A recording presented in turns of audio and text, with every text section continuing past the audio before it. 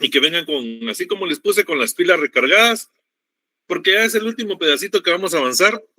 Y quiero, pues como siempre en todas las reuniones, dar algunos anuncios parroquiales, ¿verdad? Porque pues corresponde para que todas las cosas estén claras y nos podamos comunicar de mejor forma, ¿verdad? Sobre todo porque pues hay algunos cambios en cuanto a lo que vamos a trabajar, la forma como vamos a trabajar, debido a que, pues, según y todos tenemos el conocimiento, pues nuestras autoridades universitarias, y el señor decano y las autoridades de nuestra facultad, pues han tomado la decisión que para no atrasarnos, trabajemos de manera virtual, ¿verdad? Totalmente el resto del semestre.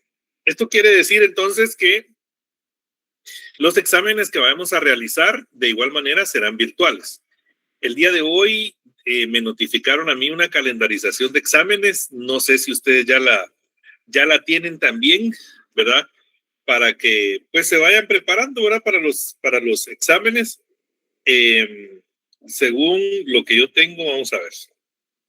Ahorita les digo cómo estamos séptimo semestre. El séptimo semestre, según la información dada por la coordinación, no sé si van a hacer de alguna publicación oficial, oyeron, pero al menos yo extraoficialmente les doy a conocer el calendario que a mí como docente me han enviado la coordinación. Por favor, ustedes confirmen en las redes sociales de la facultad o en la página que corresponda, no sé cómo reciben la información, para que así estén al corriente y al día de la información que se esté dando. Pero según el calendario que yo tengo, el día 14 de abril inician el segundo examen parcial, los segundos exámenes parciales de los cursos, e iniciamos con Derecho Administrativo el día 14, y la sección nuestra está para examinarse a las 19 horas. Pero pues más indicaciones les dará su docente, ¿verdad? El licenciado Alexander Velázquez, ahora magistrado del Tribunal Supremo Electoral, ¿verdad? Que es bueno que ustedes vayan teniendo esa relación, ¿verdad? Con personas que, miren, en su vida profesional se han ido ubicando bien, han ido avanzando, ¿verdad? Y usted no se deje engañar, tal vez, digo yo, por tantas cosas, porque le van a contar una historia que de repente le va a tergiversar su cabecita. No quiere decir con esto que estoy defendiendo a alguien o que estoy en contra de nadie. Lo que sí sé es que cada uno de nosotros tiene que vivir su historia y hacer su esfuerzo personal y profesional para lograr alcanzar las metas que tiene cada uno. ¿Vieron? No es a decir una cosa más, sino que ser realista en la vida. Las oportunidades hay que aprovecharlas y se le presentan, ¿verdad? Usted sabrá y conocerá a sí mismo, porque nadie más lo puede juzgar, si usted lo alcanzó en una buena lid, es decir, en una buena forma, o en una forma quizás no tan buena. Ambas cosas tienen un fruto, ¿verdad? O sea, el fruto de todos modos también usted mismo lo recibirá, si es bueno o es malo. Y digo esto porque, pues, los exámenes se van a desarrollar en forma virtual, ¿verdad? Porque así está ahorita la indicación dada por las autoridades y hay que respetarla. Es una orden. Entonces, de esta manera, pues ustedes sabrán, yo pues les pasaré el examen como corresponde, con lo que les estoy tratando de compartir y que ustedes vayan aprendiendo. Y usted sabrá si hace su grupo de WhatsApp y lo contesta en grupo, o se atreve usted a tomar el reto y contestarlo usted. Si saca muchos puntos o pocos puntos, hágalo usted con su propio esfuerzo, ¿verdad? Entonces, por eso es que lo digo, porque uno cuando se traza metas, a veces muy fácil es tirar piedras al cielo, decía mi abuelita, pero lo malo es descuidar que se tiene techo de cristal. Eso significa que a veces es fácil hacer señalamientos, pero ¿y cómo estará usted? Yo solo pienso en esas cosas cuando nuestro Señor estaba escribiendo en la arena, ¿verdad? Y pues, ¿dónde están los que te señalan? Le dijo a la dama, ¿verdad? Porque ninguno se atrevió a tirar la primera piedra. Pues a veces hay que tener cuidado con lo que uno también está queriendo decir, porque como bien lo dice, y ahí está escrito en la Biblia, ¿verdad? A veces es más fácil ver la viga en el ojo, la paja en el ojo ajeno, que la viga en el propio, ¿verdad? Entonces, antes de criticar a alguien, júzguese usted a usted mismo y después haga un juicio de valor, no antes.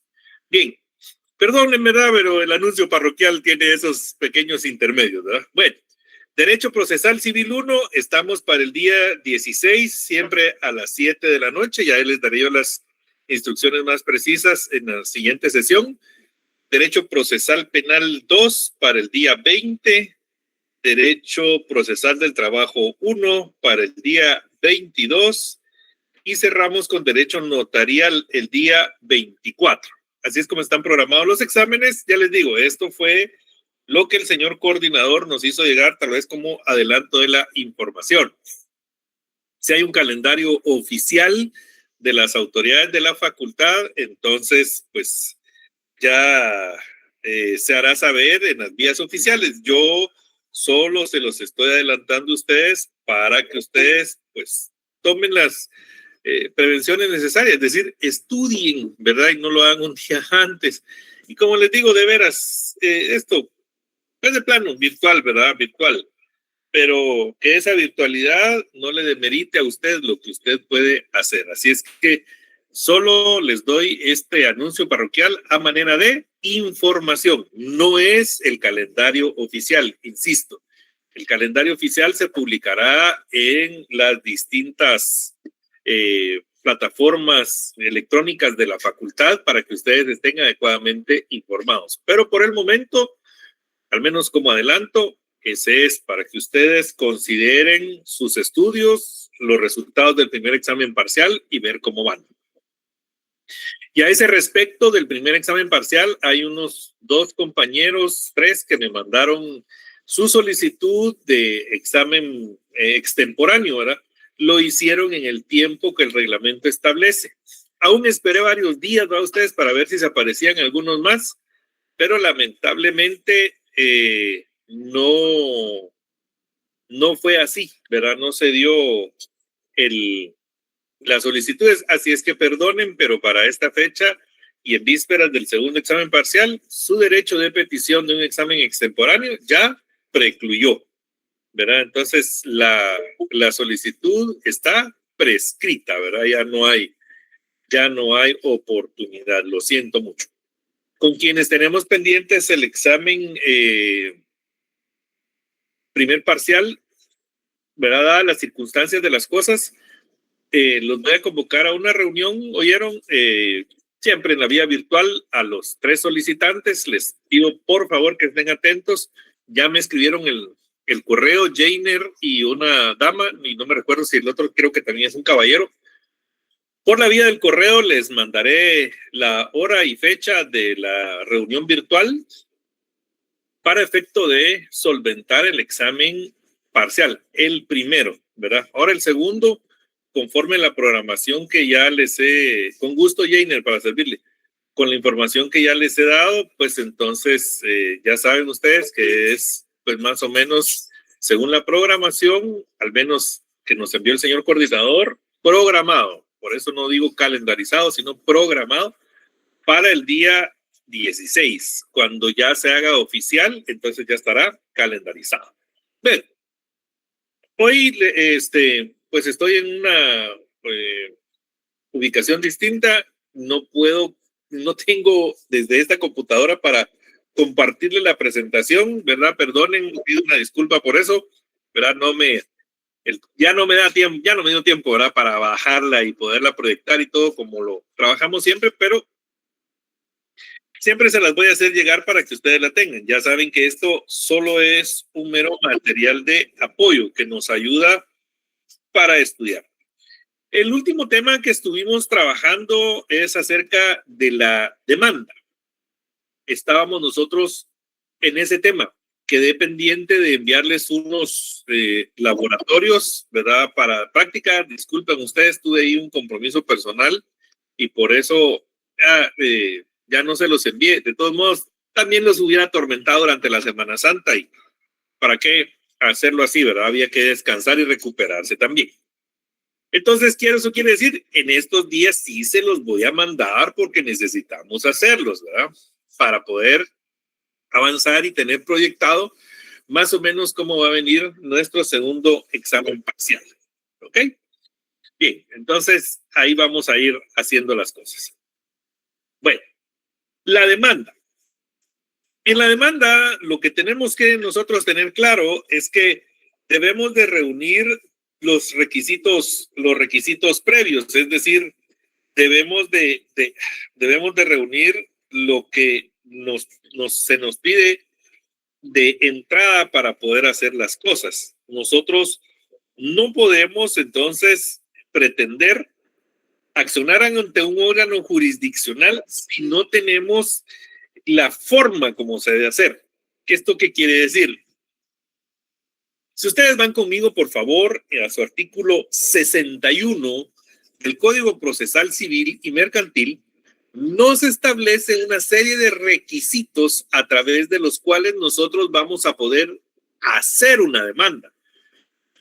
Por favor, no se vayan a equivocar. Y se los digo de esta forma porque no es lo mismo que ustedes trabajen o que ustedes litiguen materia civil que materia laboral. Hablo de esto porque en materia laboral, por ejemplo, existe una flexibilidad tan amplia que si la persona, el demandante, el interesado en acudir a un órgano jurisdiccional, no tiene abogado y puede por sí mismo reclamar sus derechos, es decir, plantear adecuadamente, tal vez no en el 100% de la parte técnica, pero sí por lo menos lo más básico, su petición. Entonces, esta persona puede acudir personalmente, valga la redundancia, a un órgano jurisdiccional y hacerlo de manera verbal. Y el secretario del juzgado, a donde acuda, está obligado a faccionar un acta, ¿sí? Para hacer constar la demanda y darle trámite. Y es más, el propio secretario va a calificar posteriormente esa acta, ¿verdad? Porque es su obligación para la primera resolución de trámite. Y si esta acta, que va a ser la demanda, no cumple con los requisitos legales, el propio secretario tiene que hacerle saber a la persona cuáles son los errores que tienen que corregir y le tiene que fijar un plazo prudencial para que los corrija. Y esta persona puede nuevamente acudir al juzgado y de igual manera, en forma verbal, manifestar la corrección de los errores que le señalaron. Ojo, esto es en materia laboral. ¿Por qué es tan flexible en materia laboral? Simplemente porque si ustedes se fijan en el contenido de nuestra Constitución política, la materia laboral es un derecho humano. Entonces, por eso es que existe esa flexibilización. Ahora, en materia civil, no. La materia civil es una materia totalmente formal. Formal. ¿Esto qué quiere decir? Usted debe de cumplir obligatoriamente con los requisitos que establece ese artículo 61, porque lo que le está estableciendo la ley es una forma.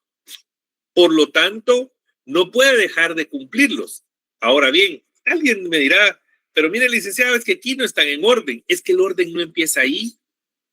Perdonen, pero el orden empieza desde los primeros 59 artículos que quizás no quisimos leer, o los primeros 60, si usted quiere.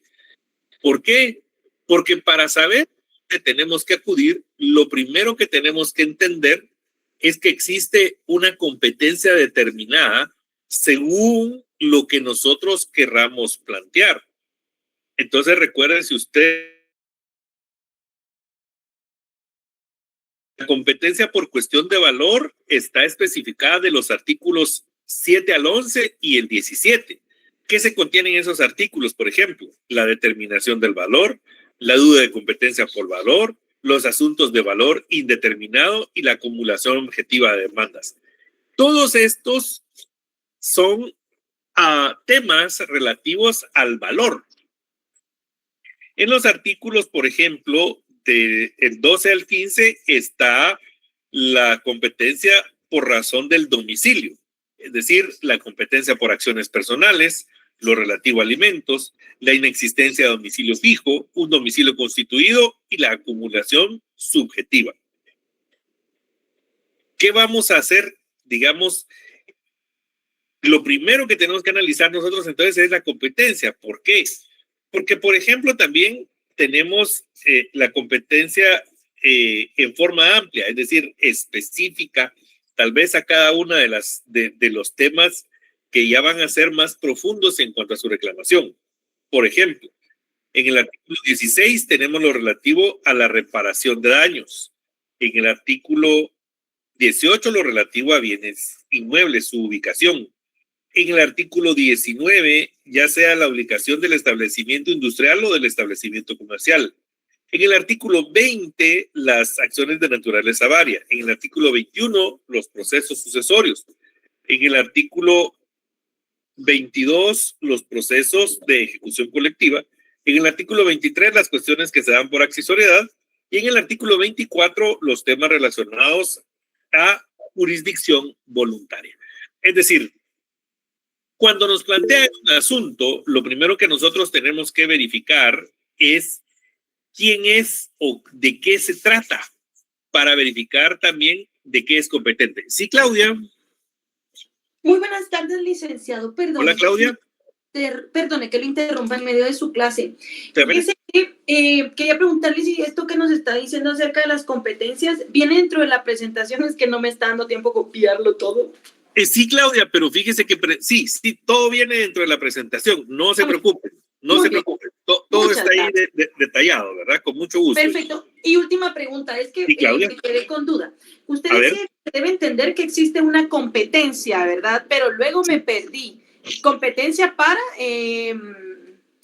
Digamos, por ejemplo, Claudia, ¿verdad? Yo llego a su oficina, y le digo, fíjese, licenciada, que yo vengo a un asunto porque he tenido una serie de problemas ahí con unas deudas que tengo y la verdad es que tengo varias casas ahí con las que fácil me pueden demandar. ¿Qué le estoy diciendo yo? ¿De qué se trata el asunto? De bien inmueble. Ah, es correcto. Entonces, ¿cuál competencia va a buscar usted para poder hacer las cosas o defenderme? La que nos indicó que era en relación al domicilio. No, la que es en relación... ¿Qué estoy protegiendo yo? Bienes inmuebles. Exactamente. Entonces, ¿qué tengo que buscar? Pues la competencia relativa a bienes inmuebles, ¿verdad? Porque eso es lo que eso es lo que yo quiero que usted me ayude a proteger. O quizás si yo soy el demandante, imagínense, le digo, mire, es una persona que me debe dinero y yo sé que tiene varias casas, ¿no? En varios lugares. Entonces usted lo que va a hacer primero es analizar. Ah, bueno, se refiere a bienes inmuebles. Muy bien. Entonces, si se refiere a bienes inmuebles, veamos cuáles bienes inmuebles son, dónde están determinados, ¿verdad? Entonces, la ubicación de los inmuebles. Hágame un favor, ¿tiene usted a la mano su Código Procesal Civil y Mercantil? Sí, licenciado. Hágame un favor, puede leer el artículo 18. Ah, sí, aquí está cabal, precisamente. Competencia por la ubicación de los inmuebles. ¿Será juez competente cuando se ejerciten acciones reales sobre bienes inmuebles, el lugar donde estén situados los bienes? Sí, pues, licenciado, perdone. Siga. Ah, perdón. Si estos estuvieran en distintos departamentos, el del lugar donde esté situado cualquiera de ellos, con tal que allí mismo tenga su residencia el demandado y no concurriendo a ambas circunstancias, será juez competente el del lugar en el que se encuentre el de mayor valor según la matrícula para el pago de impuesto único sobre inmuebles, que es el IUCI. Correcto. Va. Entonces, mire, pues ahí nos está dando 3 posibilidades. ¿Sí? De la ubicación del inmueble. Si usted lee, si usted me hace favor, perdone el abuso, vamos a comenzar otra vez ese artículo despacito y yo le voy a ir diciendo dónde están las 3 posibilidades. Comencemos otra vez. Con gusto. Competencia por la ubicación de los inmuebles. Será juez competente cuando se ejerciten acciones reales sobre bienes inmuebles, el del lugar donde estén situados los bienes. Ojo, pues, ahí detengámonos.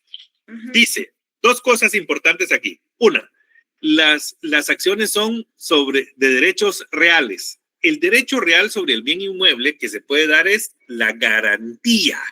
Ahí se recuerdan ustedes que hay diferentes clases de derechos reales, ¿verdad? Uso, goce, ¿verdad? Disfrute, garantía. En esa parte, entonces, siempre que estemos hablando de derechos reales sobre bienes inmuebles, estamos hablando de garantías. En otras palabras, un inmueble lo que puede es hipotecarse, ¿verdad? Entonces, siempre vamos a estar hablando usualmente de deudas que afectan esos bienes inmuebles, ¿sí? Entonces, ese es un derecho real de garantía. Si usted quiere ahí cerca de su código, aprovechando el espacio, póngale ahí para que no se les pierda, póngale ahí entre paréntesis con lapicero rojo, azul de otro color, hipoteca, donde dice derechos reales. Y entre paréntesis, arribita, a la par, no sé, o una flechita para lo que usted quiera. Hipoteca. ¿Sí? Hipoteca. No es el único derecho real, pero es el casi que por exclusividad el que se da. Digo esto porque muchas personas, por ejemplo, arrendamos bienes inmuebles. Quizás donde usted vive no es propio, ¿verdad? Usted está rentando el bien inmueble, ¿verdad? Y pues usted tiene un contrato de arrendamiento con el dueño del inmueble y lo formalizó en escritura pública y todo, muy, muy formal, ¿verdad? Por escrito, muy bien hecho. Pero resulta que ese bien inmueble que usted arrenda, hagámoslo así, ¿verdad? Es un ejemplo, tal vez tonto si usted quiere, pero digamos que ese bien inmueble paga usted 15,000 quetzales mensuales de renta, por decir, y le voy a decir por qué. Porque cuando usted paga un valor de renta tan alto, más de 300 quetzales establece el Código Civil, ese contrato se debió de registrar en el Registro General de la Propiedad. Ahora, si usted va al Registro General de la Propiedad e investiga cuántos contratos de arrendamiento de bienes inmuebles se registran, se va a dar una sorpresa que casi ninguno. ¿Por qué? Porque así es el arrendamiento en nuestro país. No es que no se tengan que hacer, pero es una obligación que no cumplimos. Esa ley es vigente, pero no positiva porque tampoco para las personas implica algún tipo de sanción porque no se registre el arrendamiento de un bien inmueble. ¿Es obligatorio? Sí, hasta cierto punto, pero es distinto obligatorio que coercitivo.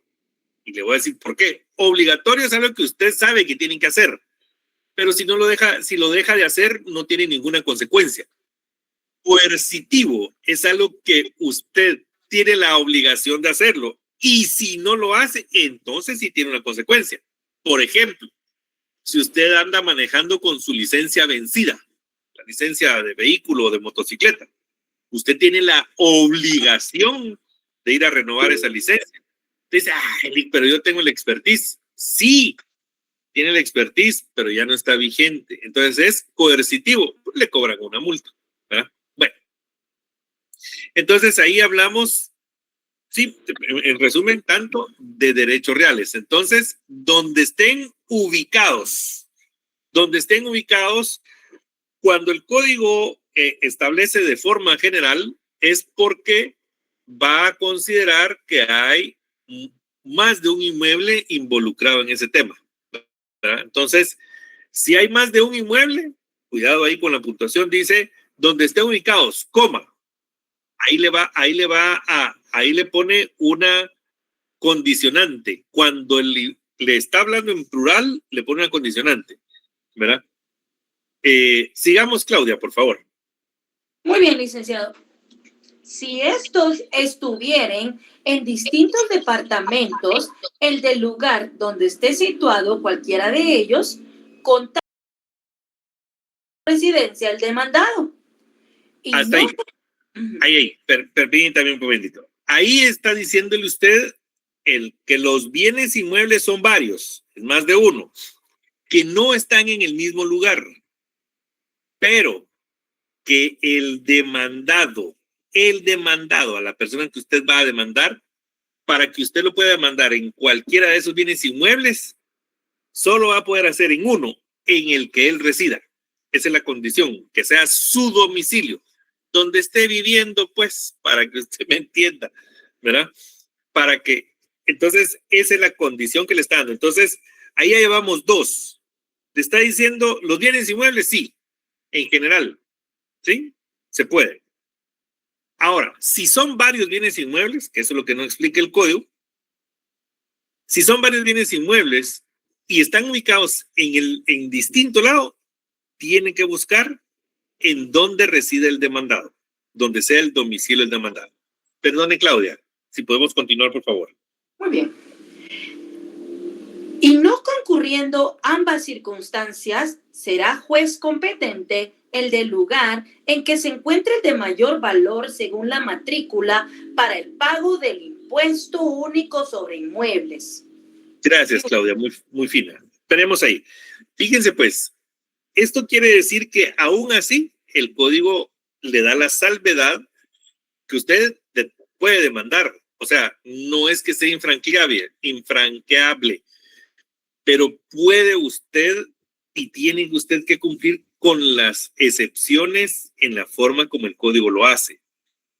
Cuando se trata de varios bienes inmuebles, le da dos opciones claras, ahí lo establece.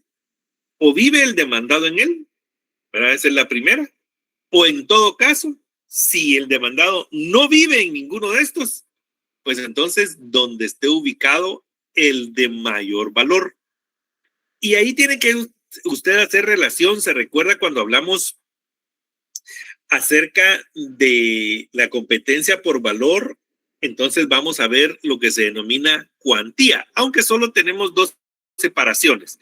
Nosotros en nuestro país solo tenemos juzgados de paz y juzgados de primera instancia. Y los juzgados de paz conocen hasta una cuantía determinada y los de primera instancia de esa cuantía en adelante. Es decir, el que tiene la limitación por un techo, así le llamo yo, ¿verdad? Es decir, que tiene un tope, es el juzgado de paz. El juzgado de primera instancia, ellos no tienen limitación, salvo por cuestión de territorio. Por el valor no, por el territorio sí. ¿Verdad?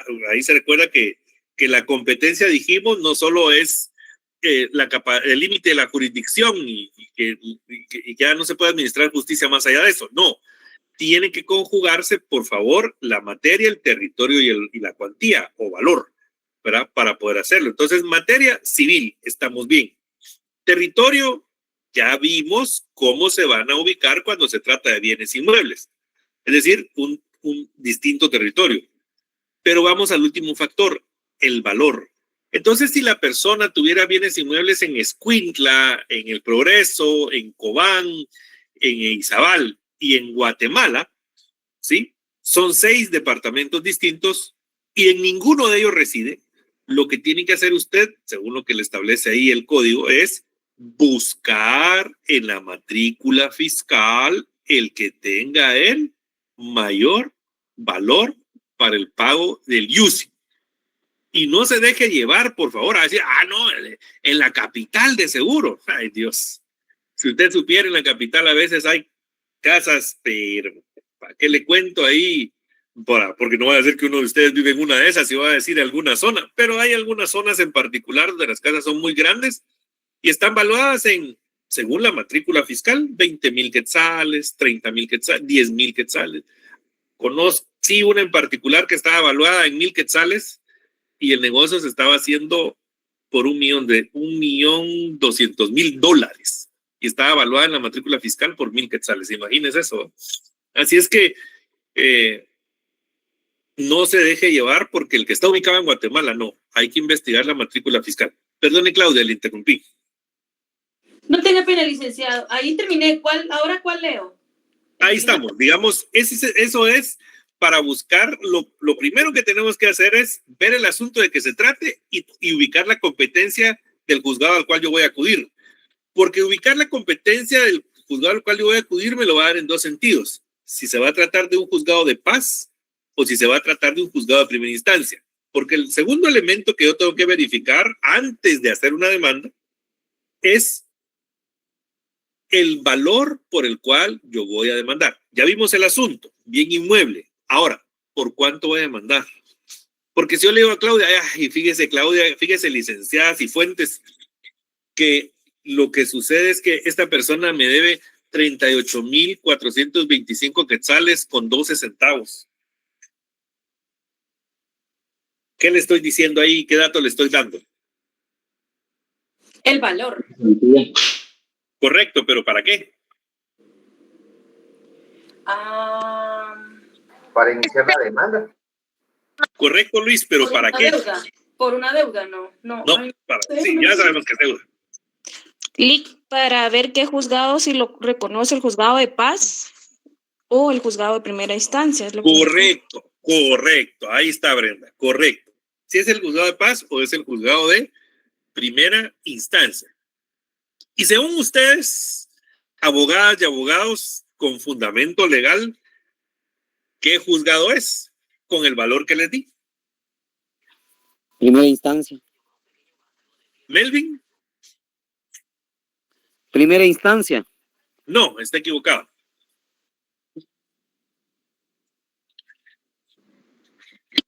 Juzgado de paz, licenciado.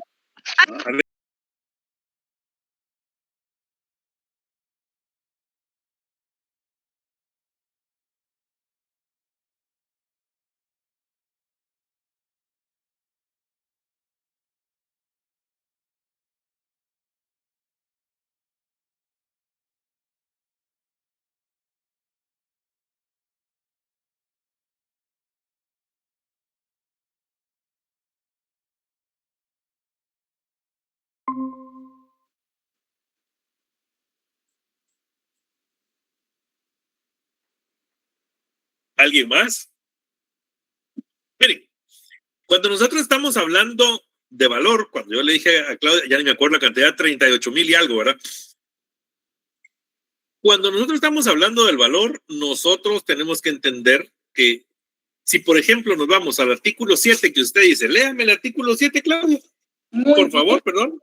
Muy bien, con mucho gusto. Perdone que lo moleste tanto. La verdad es que sí me cuesta bastante entender. Competencia por el valor. Por razón de la cuantía, son competentes los jueces menores cuando el valor que se litiga no exceda de 2,000 quetzales. Sí, pues tenía razón. Son competentes los jueces de primera instancia para conocer de los negocios de menor cuantía cuando estos son incidentales del proceso principal. La Corte Suprema de Justicia tendrá la facultad de señalar mediante acuerdo un límite menor a la cuantía de los asuntos que se deban seguir ante los juzgados de paz, cuando lo crea conveniente, atendidas las circunstancias. ¿Qué manda? ¿Sigo? No, hasta ahí está bien, gracias. Ojo, pues, ojo. Héctor Alexander Hernández, ahí nos está dando una respuesta. Pero esa última frase, esa última línea que usted leyó, Claudia, relativa a que la Corte Suprema de Justicia es quien va a fijar lo relativo al valor, a la cuantía. Ojo, no se equivoquen, por favor. Cuando nosotros como abogados hacemos referencia a dinero en litigio civil, estamos hablando de cuantía. Ese es el nombre técnico, el valor. Cuantía, ¿verdad? El Código Procesal Civil, y recuérdense de qué año viene, ¿verdad? Entonces, todavía le está diciendo distintos valores relativos a cuestiones que se fijan o se fijaron en ese momento histórico. Hoy es totalmente distinto. Entonces, ese valor que fijó el juzgado ya no está.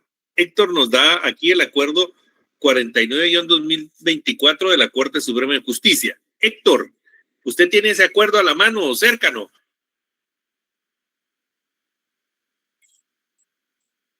Héctor. Buenas noches, Lick. Fíjese Hola, que no lo tengo a la mano, pero creo que podría buscarlo. Si me hace favor, pero si mal no estoy y si mal no recuerdo, ese acuerdo de la Corte Suprema de Justicia es el relativo a que antes había si ustedes revisan al final de su Código Procesal Civil y Mercantil, tienen una serie de acuerdos de la Corte Suprema de Justicia. Y antes dividía los municipios y los departamentos, inclusive es una cosa así muy rara, ¿verdad? Pero Coatepeque, que está metido en San Marcos, pero pertenece a Quetzaltenango, ¿verdad? Lo tienen como un municipio muy, productivamente muy fuerte, ¿verdad? Entonces, Coatepeque era considerado un municipio que era considerado dentro de los, a ver, Aquí no no era tengo. cabecera gracias, déme un momentito, no era cabecera departamental, pero era considerado como cabecera departamental por la incidencia que tiene Coatepeque. Entonces había una clasificación ahí en el municipio de Misco, de Chinautla, en el municipio de Tali, en el municipio de Coatepeque. O sea, se hacía un relato, eso relativo a la cuantía. Pero sin embargo, la Corte, al entendido de que esas fallas había que suscitarlas o arreglarlas, subsanarlas, ¿verdad? Entonces hizo algo distinto con lo relativo a las cuantías. Y por eso es ese acuerdo 49 de 2024. Si no estoy mal, en ese acuerdo los juzgados de paz ahora conocen hasta 80,000 quetzales y los de primera instancia no se regula porque, por eso les dije, el juzgado de paz conoce hasta 80,000. ¿Qué quiere decir? Si la demanda es de 80,000 quetzales con 1 centavo, ya no es competente el juzgado de paz, sino que es competente un juzgado de primera instancia. Jocelyn había levantado su manita. Sí, Lick, perdone, es que me tuve que meter a otro teléfono. Y chica, así la miro que está 2 veces. Sí, es que si no, no me deja hablar, no sé por qué. Fíjese que yo estaba leyendo aquí el Código Procesal Civil con esto, en el artículo 211, fija los juicios que afirman la cuantía. No sé si tendría pero mire qué clase de juicio es ese. Solo dígame qué clase de juicio es ese. Ya es por 100,000, eso ya es en el juzgado de instancia, ¿no? No, mire el juicio, Jocelyn. En el artículo 211 juicio, dice juicio que define la cuantía, es en un procedimiento. El artículo 211, sí, pero sí. En el artículo 211, si no estoy mal, usted está viendo lo relativo al juicio oral. Sí, exactamente. Entonces, ojo ahí, pues. Ojo, porque todavía, como estamos hablando de los elementos para hacer una demanda, no hemos llegado ahí. Ahorita voy, Héctor, muy amable. Perdone, Jocelyn. Ahorita voy, Héctor, ahorita le doy la palabra. Pero entonces, Jocelyn, ahí tenemos que tener cuidado, porque esos juicios, si usted se va al artículo 199. Ajá. ¿Qué dice el artículo 199? Ahorita le digo. Dice, para materia de juicio oral, dice artículo 199, se tramita en juicio oral los asuntos de menor cuantía, los asuntos de infinita cuantía, los asuntos... Ínfima cuantía. Perdón. Infinita, no. Imagínese, esa cuantía infinita es más que... Sí, perdón. Ínfima cuantía. Los asuntos relativos a las obligaciones de presentar alimentos. Ajá. La redención de cuentas por parte de todas las personas a quienes les impone esta obligación, la ley. Solo que es la rendición de cuentas, no la redención. Rendición, perdón, es que no miro mucho de lejos, lo tenía lejos. La rendición de las cosas comunes y las diferencias que surgen entre copropietarios de relación a la misma. La declaración de jactancia, los asuntos que por disposición de ley o por convenio de partes deban sugerirse en esta vía. Sí, es decir, ahí estamos hablando, mi estimada Jocelyn, sobre el juicio oral. Entonces, cuando nosotros vamos a cada especialización de juicio, entonces vamos a tener distintas reglas. Hoy estamos hablando de las reglas generales, es decir, por ejemplo, del juicio ordinario.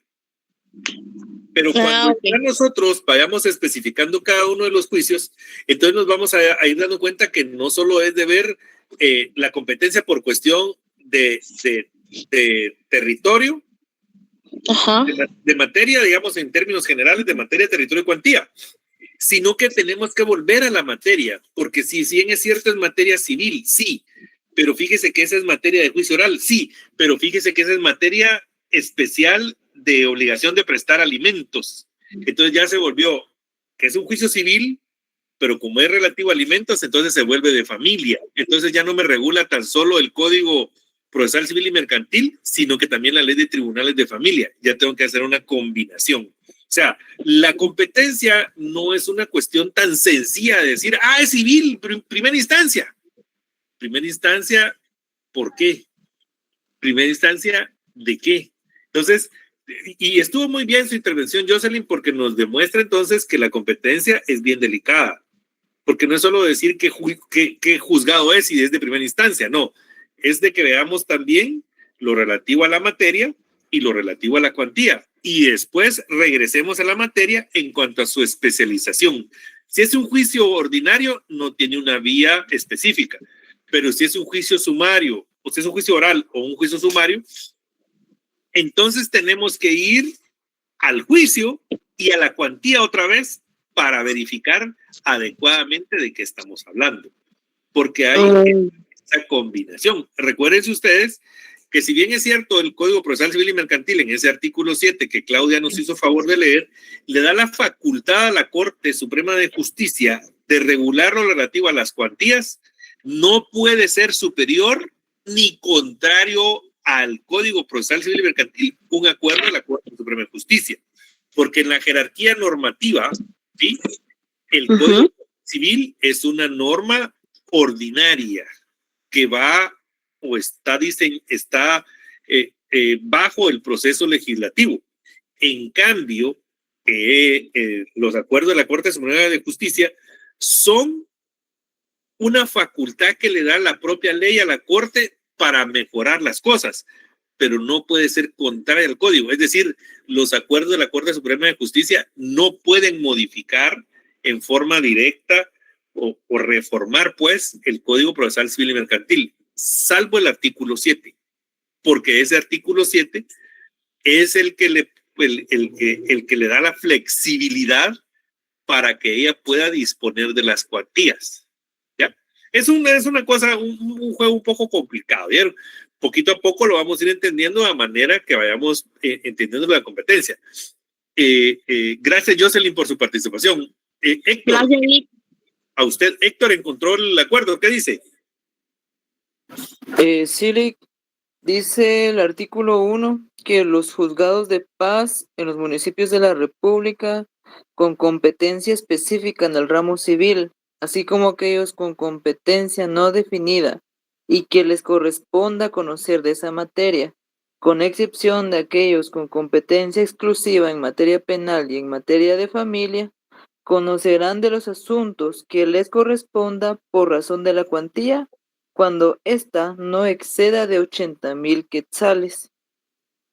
Gracias, Héctor. Ojo ahí, pues, dice no exceda, es decir, que no se pase. Por eso le dije, ¿qué sucedería si la sumatoria de la deuda son 80,000 quetzales con 1 centavo? ¿Quién es competente? Pues, Juzgado de primera instancia. El juzgado de primera instancia, correcto, ¿verdad? Así como lo respondieron. ¿Por qué? Porque excede 80,000 quetzales. Y usted me va a decir, ay, licenciado, tan exagerado que es usted, si solo es 1 centavo. Sí, pero la normativa es clara. 80,000 quetzales con 1 centavo, ¿es más que 80,000 quetzales? Sí, por 1 centavo. Es ridículo, pero es así. Perdone que les ponga ejemplos tal vez tan absurdos si usted quiere en un momento determinado, pero es que es para que usted no se equivoque cuando litigue o cuando le hagan una pregunta. Porque como vimos la cantidad así, 78,495.23, ¡hala, qué montón de dinero! ¿Ah? Sí, pero es juzgado de paz. ¿Por qué? Son menos de 80,000 quetzales. 79,999.99. Sí, juzgado de paz. ¿Por qué? Es menos que 80,000. Ahí había una discusión ahí. ¿Y qué pasa si son 80,000 cabales? Juzgado de paz, va, si son 80,000 cabales. Ahí no hay de otra, no excede 80,000, ¿verdad? Entonces tenemos que nosotros hacer esa buena relación. Ojo, pues, a ese artículo 7, háganme un favor, a ese artículo 7, háganle una llamadita, una flechita, escríbale, pónganle un post-it, lo que usted quiera. Y gracias a la valiosa colaboración aquí de Héctor, pongámosle ahí con una flechita consultar acuerdo 49-2024, Corte Suprema de Justicia. Así usted ya sabe que tiene una modificación. Que no son los, ¿cuánto leyó que Claudia? 2,000 quetzales, ¿va? Algo así dice ese artículo. Sí, es correcto, 2,000 quetzales. Va, entonces no, ya no es eso. ¿Por qué? Porque con este acuerdo que Héctor nos hizo el favor de ubicar, ¿verdad? Ya son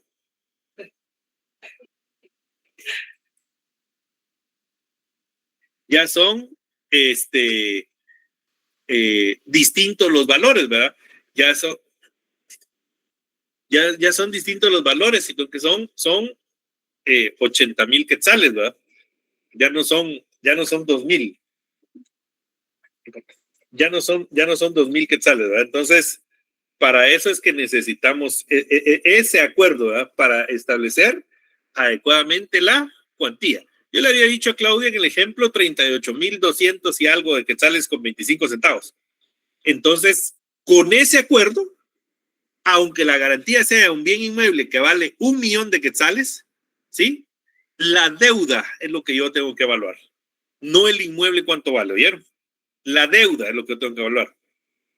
El inmueble puede valer 10 millones, a mí me debe 38,200. Por lo tanto, yo voy a ir a demandar a un juzgado de paz. El inmueble puede, insisto, el inmueble matricularmente, digamos, cuando se trata de uno solo, ¿verdad? Puede valer lo que sea. Que a mí lo que me va a mandar para establecer quién es el juez competente es el valor de la deuda. Ese es el que me va a mandar a mí, no el valor del inmueble. Ojo, pues, va. Cuando se trata de 2 o más inmuebles, lo único que tengo que verificar es dónde vive el demandado. Si él en uno de esos lugares vive, ahí lo demando. No importa. Eso sí, otra vez, voy al valor de la deuda y voy al juzgado de paz del domicilio del demandado. Si la persona que yo le planteo a Claudia que tiene que demandar, como le dije, tiene 6 inmuebles en 6 distintos lugares, ¿verdad? Y él vive en el de Izabal, ¿sí? Entonces voy ahí y lo demando porque va a conocer un juzgado de paz, ¿verdad? Es cuando él vive ahí. Ahora, haciendo esa interpretación del artículo 18, como no vive ahí, ¿verdad? No vive en ese juzgado específico, en ese lugar específico, ¿qué tengo que buscar? El que sea de mayor valor. Resulta que el de mayor valor es el de Cobán. Entonces, voy a Cobán ante el juzgado de paz y lo demando ahí. ¿Ya? Así es como trabaja ese artículo 18. Y así es como yo tengo que pensar cuando a mí me plantean un caso de esa naturaleza. Pero puede ser también, por ejemplo, Claudia, vamos ahí a ver si lo encuentra. Fíjese que yo tengo un problema ahí con unas propiedades, pero que eran de mi papá. Pero mi papá ya falleció. ¿Qué le estoy planteando?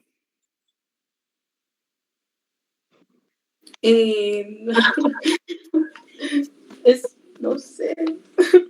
¿Qué le estoy planteando? Mónica, miren, chiquillos, volvamos al orden.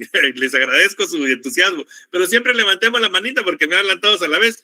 Mónica, Luis Alfredo y alguien más que no vi quién era. Licenciado sucesorio. Muy bien. ¿Y ante qué juez?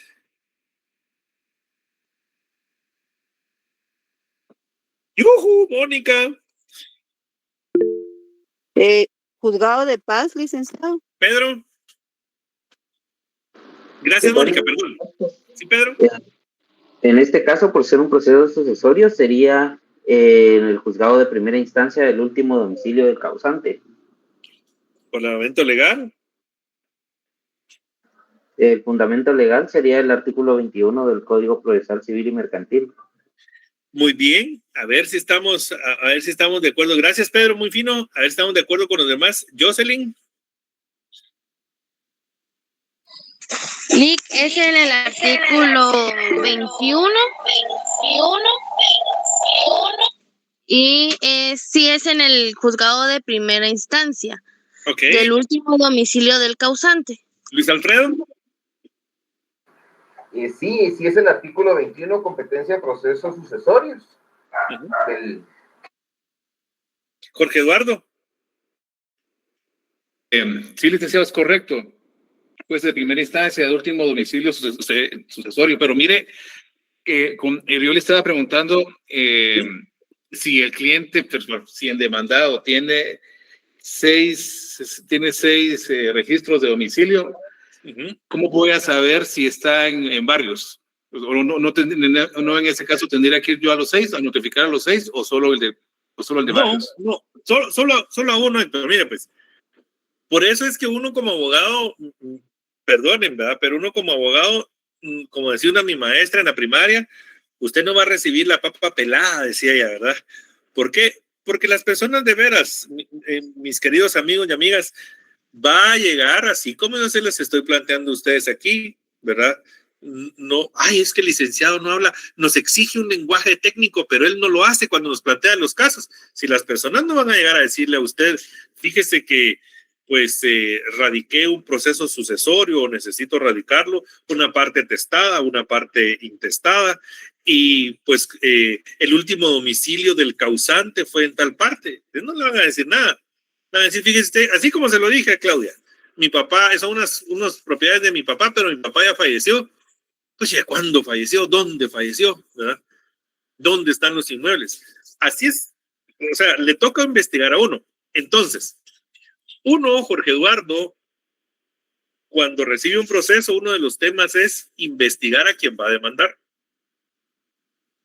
Y entonces lo que uno trata de hacer es ubicar a través de los distintos registros de carácter público. No estoy invitándoles a violentar la intimidad de las personas porque eso no es correcto, pero hay registros de carácter público como es el registro de la matrícula fiscal. En la matrícula fiscal aparece cuál es el domicilio fiscal, ¿sí? Quiere decir que hay un domicilio, por eso es que el Código Procesal Civil establece el domicilio. Hay que ir al Código Civil, por supuesto, lo tenemos que combinar para saber las clases de domicilio. Ese domicilio fiscal se le reconoce en nuestro país como el domicilio legal, ¿verdad? En relación tributaria. Es el domicilio que usted da o establece cuando hace su registro en su RTU, ¿verdad? Ese es su domicilio fiscal. Por lo tanto, es su domicilio legal porque usted lo estableció legalmente para recibir, pues, las notificaciones tributarias. Pero hay una relación del Estado con su persona y entonces se reputa ese como domicilio suyo. Por lo tanto, Jorge Eduardo, yo no tengo que ir a los otros 5 inmuebles. Usted, perdone, ¿verdad? Pero si usted es el demandado y usted dice que su domicilio es Cantón Chicaj, Casa 44, Cobán, entonces yo voy y lo demando ahí. Ese lugar señalo para que le notifiquen. ¿Por qué? Porque según la matrícula fiscal, de los 6 bienes inmuebles que usted tiene el de Cantón Chicaj y ahí mismo vive usted. Aunque usted no viva físicamente, pero ese es el que usted considera que es su domicilio fiscal. Por lo tanto, yo legalmente tengo un lugar a donde notificarle. ¿Ya? Por eso es que no voy a los otros 5. Muy bien, gracias. Gracias, licenciado. Vaya, Jorge Eduardo. A ver, Mónica primero y luego Glinder. Disculpe la ignorancia, licenciado. ¿Y Mónica? Matrícula fiscal se refiere al libro, folio, acta o la dirección exacta, porque le voy a comentar, pues ahorita que se arreglaron los papeles de mi mamá, del intestado, cuando hicimos el proceso, entonces cambió de libro, folio y acta, ¿verdad? No, pero, o sea, no sé, la verdad que ahí sí ya me confundí ahí un poquito. Sí, no tenga pena. Miren, pues, los bienes inmuebles tienen en nuestro país el registro de bienes inmuebles se denomina folio real, ¿sí? No folio personal. ¿Qué quiere decir folio real? Que va a obedecer al bien inmueble y no a la persona. Por eso, Mónica, si usted tiene una casa, por ejemplo, no dice la casa de Mónica Mota, Hola. Sino que dice la finca 1 del finca 1, folio 50 del libro 40. ¿Sí? No dice Mónica Mota, sino que señala el inmueble, no a la persona. Eso se llama folio real porque se refiere al bien, no a usted. Quizás ahorita que ustedes terminaron el proceso sucesorio de su señora madre, ¿verdad? No cambió el folio, no cambió el registro de la finca, o tal vez sí, si fue que de una vez la desmembraron. Si la desmembraron, se crearon otras fincas y quedó una sola como la matriz, ¿verdad? Pero ese número de finca, folio y libro, mi estimada Mónica, nunca cambia, salvo que se desmembre, pero siempre va a quedar la finca original. Siempre se le va a quedar, si le queda un pedacito, digamos, a esa finca, ese pedacito va a conservar el número original de registro, que se compone por 3: número de finca, número de folio y número de libro. Ahora, la matrícula fiscal, ese sí es un registro personal, porque ahí es donde están registrados fiscalmente todos los bienes que usted tiene. Bienes inmuebles o bienes muebles registrables, como por ejemplo el caso de vehículos. Pero ¿qué hay, Mónica, si usted fuera, primero Dios, ¿verdad? O no sé si ya lo es, pero si usted es millonaria, entonces dice usted, bueno, tengo casas, tengo carros y me voy a comprar un par de aviones, ¿va? Porque a mí me gusta viajar. Esos aviones son vehículos aéreos y los tiene que registrar porque también, como cualquier otro vehículo, paga el derecho de un impuesto de circulación, ¿sí? Entonces lo registra y ya aparecen en su matrícula fiscal, es decir, todos los pagos que usted le hace al fisco. El único pago que no aparece ahí es, por ejemplo, para quienes trabajamos como empleados en relación de dependencia. Eso no aparece porque eso es materia tributaria pura, es decir, impuestos. Pero los bienes sí, porque esos sí son registrables. ¿Estamos? Sí, licenciado, gracias. A ver, Glinder. ¿Qué tal, licenciado? Muy buenas noches. Hola. Gusto en saludarlo. Gracias, igual. Licenciado, yo solo quiero como que entender, o sea, quiero ver si yo entendí lo que usted explicó. A ver. Entiendo entonces de que la cuantía es para saber contra qué juez debo yo plantear la demanda. Contra el juez, solo perdón, que no te interrumpa de una vez así tan feo, ¿verdad? Pero discúlpeme lo abusivo. Pero contra el juez no plantea nada, mi amigo. No. El juez, ante qué juez debo de plantear plantear. Así está mejor, porque si usted se viene a pelear con el juez, se pelea con la cocinera, no van a solucionar nada. Perdón, no, creo que sí. ¿Ante qué juez debo de plantear la demanda? Sí. O a primera instancia o ¿cómo se llama? Al juez de paz. Sí. Y el tema de la matrícula fiscal es para saber en qué departamento o en qué lado debo de plantear esa demanda, es lo que entiendo. Correcto. Okay. Así es. Más claro no lo pude explicar yo. Usted lo explicó de una forma muy clara. Muchas gracias. Ok, muchas gracias, licenciado. A usted, Glinder. A ver, Jocelyn Ramírez. Lick, como usted dijo que buscara, que se tenía que relacionar el Código Civil con el Código Civil y Mercantil, ¿sí? El procesal, ¿sí? Entonces yo estaba viendo que para definir lo que es el domicilio legal está en el artículo 36 del ¿sí? Código Civil. Sí, es correcto. Sí. Pero si no posee una dirección fija o una residencia fija, también nos podríamos basar en el artículo 35 del mismo código. ¿Qué es lo que establece el 35? Dice, una persona que no tiene residencia habitual se considera domiciliada en un lugar en el lugar donde se encuentra. Ok, está bien, digamos, hasta cierto punto, Jocelyn, porque usted no va a ir en contra de la persona esta vez, usted va en contra del bien inmueble que garantice esa deuda. La persona no le interesa, por eso es que el Código Procesal Civil y Mercantil, ya en el artículo 18 nos dice, mire, digamos al final, por decírselo en palabras coloquiales, ¿verdad? Dice, mire, no importa, si la persona no vive ahí, entonces usted no tenga pena, con tal que sea el inmueble más caro, hablando de la matrícula fiscal, el bien inmueble más caro, ahí demándelo. Porque no va en contra de la persona, sino que de la garantía que es el bien inmueble. ¿Ya? Ok. Muchas gracias, Lick. Se lo Qué agradezco bonito bastante. efecto le salió.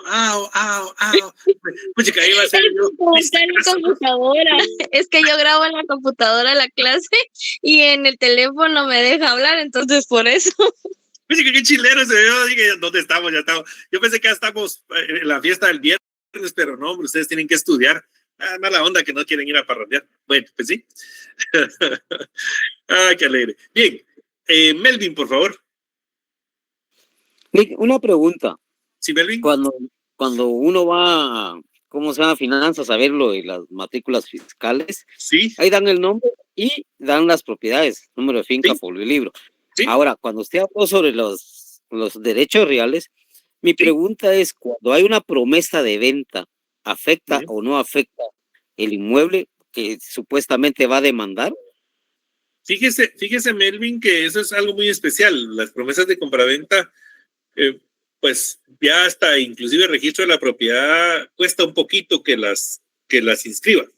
Y digo esto porque muchas veces no se cumplen. Entonces ya son instrumentos o negocios jurídicos que van quedando en desuso. O sea, hay otras formas más modernas de cómo se hacer esos negocios jurídicos. Y por ejemplo, leasing, ¿verdad? Es una fuente o una forma de financiamiento. Las promesas de compraventa, mi estimado Melvin, lo que tienen es una garantía propia que se denominan arras, que es cierta cantidad de dinero. Como una promesa de compraventa, como bien lo establece, es solo una intención de que yo le voy a vender algo o que usted me lo va a vender a mí.